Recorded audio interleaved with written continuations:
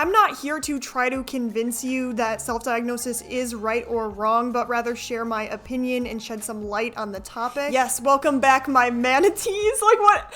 I came up with this name. I can't believe you guys didn't vote for Man Nation. Get it? Like Michelle Manna, but whatever. Manatees it is. Good. Ever since being introduced to apps like TikTok, we are able to see the rise in self-diagnosis. 44% of Americans admitted to diagnosing either themselves or others with a mental health condition. From the complexity of mental illness to the dangers of self-treatment, we are going to be reacting to some TikTok videos that talk about self-diagnosis. What are the dangers of it, and are there situations in which this is valid? Make sure to give this video a thumbs up, subscribe, turn the bell on if you're feeling risky to become a manatee. I can't. I love the name though. We love manatees. Today we will be discussing the very controversial topic of self-diagnosis.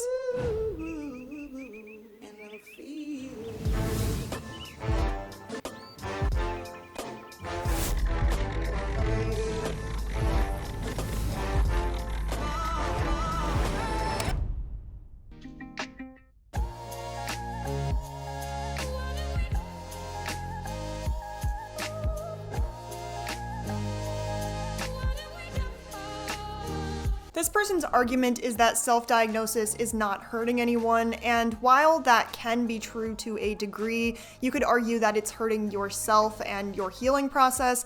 But if you are posting on the internet and especially educating about things when you are self-diagnosed, a lot of people do extensive research on their self-diagnosis before making these videos, but a lot don't. They kind of just look at what other people are saying on TikTok and say, like, the DSM is sexist, so I can't trust a person who went to school for this kind of stuff for that. And honestly, that can be true. If you go through an assessment with different doctors, there is a potential for misdiagnosis. One doctor might say one thing, another will say another. For things like autism spectrum disorder, it can manifest very differently depending on the person. I'm not saying that this person or any person that I'm going to be showing today does or doesn't have the diagnosis that they are claiming to self-diagnose with, but autism spectrum disorder, for example, can overlap with other neurodevelopmental disorders, and distinguishing between these might require the evaluation of a trained professional. With a lot of conditions such as autism spectrum disorder, it is a possibility for it not to be diagnosed in childhood for so many different reasons. Whether it's parents wanting to insist that there's nothing wrong with you, or you're unable to articulate your symptoms when you're a child going through the diagnostic process. But the reality is that it is very hard for us to be objective when we are diagnosing ourselves. There's actually a term called student syndrome that might apply to people who are interested in the field of psychology, not just a student,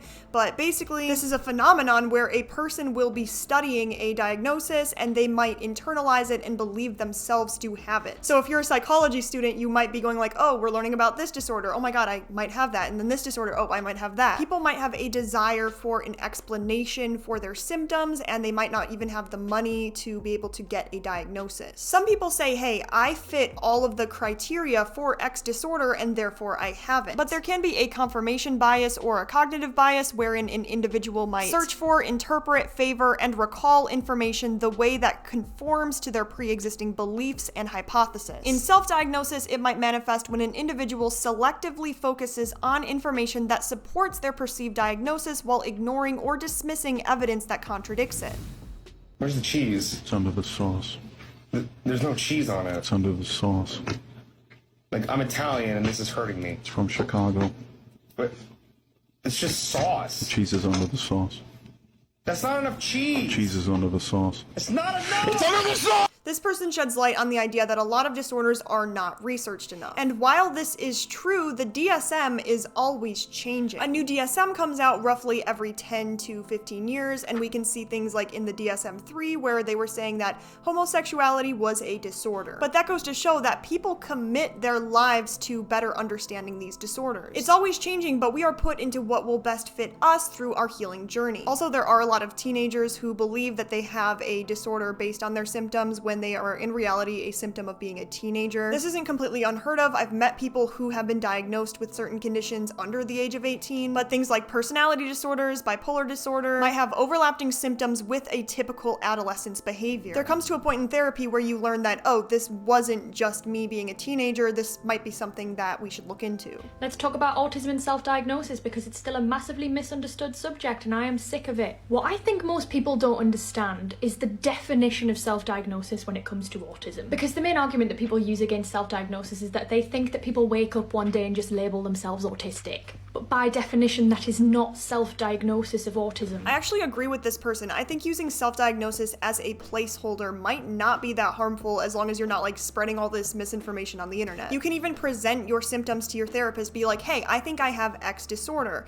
And instead of saying like, oh, okay, you definitely have it, your therapist will be like, well, what are your symptoms? Because other than medication, insurance purposes, and the type of therapy you go through, that's the reason that people get diagnosed. We need to view self-diagnosis by definition as doing extensive research, looking into getting a formal diagnosis as and where possible. Someone who has extensively assessed their own brain. Nobody really wakes up one day and just decides that they're autistic. Please show me proof that that's happened. And if it did, in a rare chance, that person has no impact on what it means to actually be self-diagnosed. Because again, that's not self-diagnosis by definition.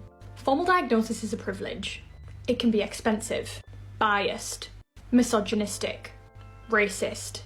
I beg of you to be more open-minded on this. I don't know if I 100% agree with what this person is saying because yes, there are things like sexism within the diagnostic process. For example, a woman is more likely to be diagnosed with histrionic personality disorder while a man narcissistic personality disorder. But I don't think that that should stop you from seeking a diagnosis, if anything, just seeking the advice of multiple people. I'm not going to deny that this can occur, but is this going under the assumption that every single professional approaches it this way? Professionals like psychiatrists are able to see the disorder being presented multiple times with multiple people. They're seeing people all the time with different conditions. And while you might have done extensive research on the disorder that you believe to have, you still might have limited information. Did you go to school for 6 to 8 years with internships and tests to become this licensed professional? Along with external factors such as societal trends, media portrayals, or personal anecdotes can heavily influence self-diagnosis. The external influence may lead you to misrepresent their symptoms by aligning them with popularized or sensationalized notions of specific mental health conditions. Self-diagnosis in some cases can actually be dangerous because what if you have something like a brain tumor that you are mistaking for a personality disorder? In the same way that if you're experiencing a headache, maybe you do have this brain tumor, or maybe you just experience headaches. Here is your daily reminder that autistic people that are anti-self-diagnosis are that way because of internalized ableism and internalized ableism only. Either they hate themselves and their disability so much that they cannot possibly fathom that someone would identify as autistic by choice, or they look at me and they see someone who is not disabled enough to be like them, and that is ableism. There's absolutely no reason why a person with autism might not appreciate when people self-diagnose themselves with it. It has absolutely nothing to do with stigma reduction. You are an ableist. I got some recent comments from someone saying that autism could not possibly go unnoticed in childhood and that you can't just become an autistic adult with no diagnosis. And that is one of the most absurd and privileged takes I've heard in my comments in a while. There are like a million reasons why someone might not get diagnosed in childhood. There may be income barriers or inadequate access to healthcare.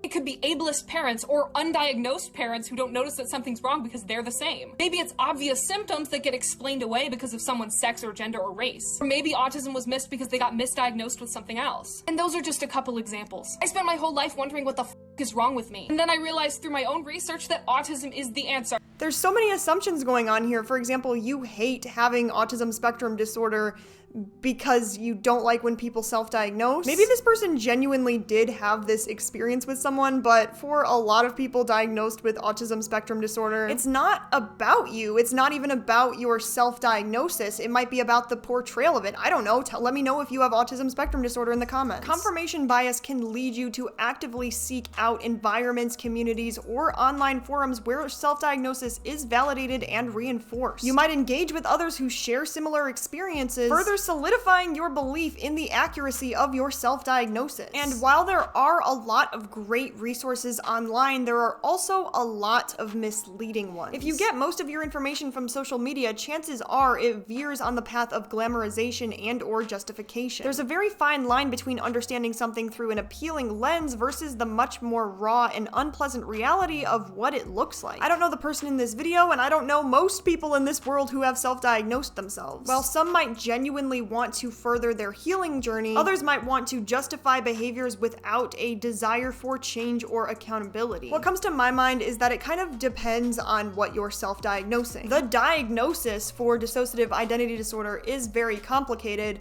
so the self-diagnosis of it, I can imagine, would also be very complicated. Some people might be in denial of their trauma history, which is essential for a self-diagnosis. It can be difficult in this way because you might have repression and dissociation. In some cases of dissociative identity disorder, your brain is like, I actually cannot deal with this information that I'm receiving, and so I'm going to literally split myself off into another person. For some people, this is why you might not have great communication with your alters at the beginning stages of therapy. On top of that, you might believe you have DID because you are dealing with symptoms of either being a person or a different disorder. I will say that it is an actual symptom of DID to be in denial, but on the faker side of the community, you can see people actually convincing themselves that they have it because they might act one way here or another way here, or just have different moods throughout the day. But I will admit that that is a pretty large assumption. I don't know these people or what's going on inside their head. There is a huge stigma with dissociative identity disorder that makes it very complex to self-diagnose with. But then there are some cases when you genuinely do have DID, you're just undiagnosed with it. But you have all of this misinformation on the internet about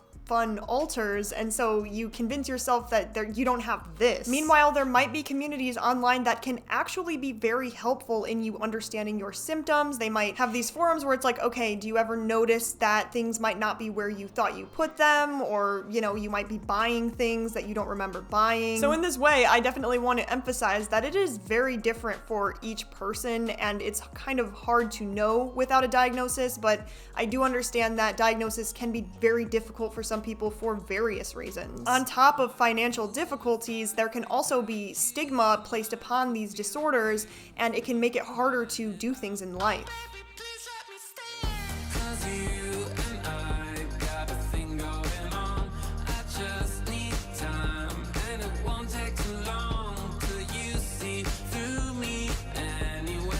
Have you ever been to the doctor and you tell them, hey, I Googled this and I think I have this, and they're just like, I'm not a doctor, but there's a chance that they're just like, oh, are you also a doctor? Okay, so you are also a doctor. How do you know that you're not being objective? Or, oh, you're not a doctor. The internet provides a wealth of information. Not all sources are accurate or reliable. Are you focusing on information that confirms your suspicions of having a particular mental illness and overlooking other possible explanations? Do you understand that mental health conditions are complex and multifaceted, often requiring a comprehensive assessment by a qualified mental health professional for an accurate diagnosis? And online self-diagnosis might oversimplify or overlook important factors that contribute to mental health symptoms. I do want to say that cyberspace can be a place for people to discuss their struggles and experiences, share their story, raise awareness, and reduce stigma surrounding mental health. I have talked to some people who are self-diagnosed and they genuinely believe they have the condition. They don't really post about it online, but they do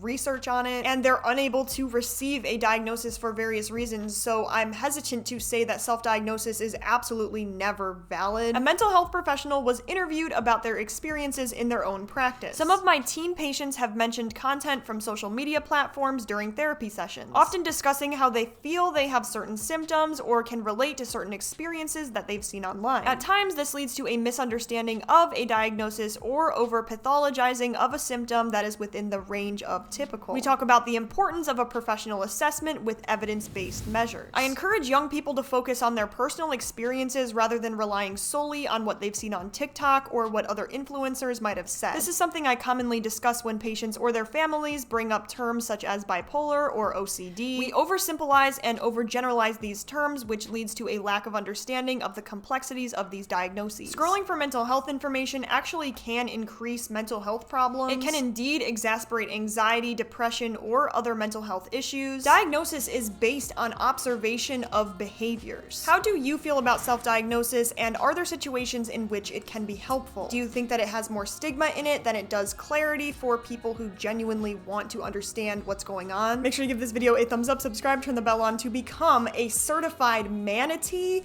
Also, thank you so much to each and every one of my manatee members. It literally means the world that you are willing to support my channel. And to everyone, have a good day, night, whatever the case may be, and peace out.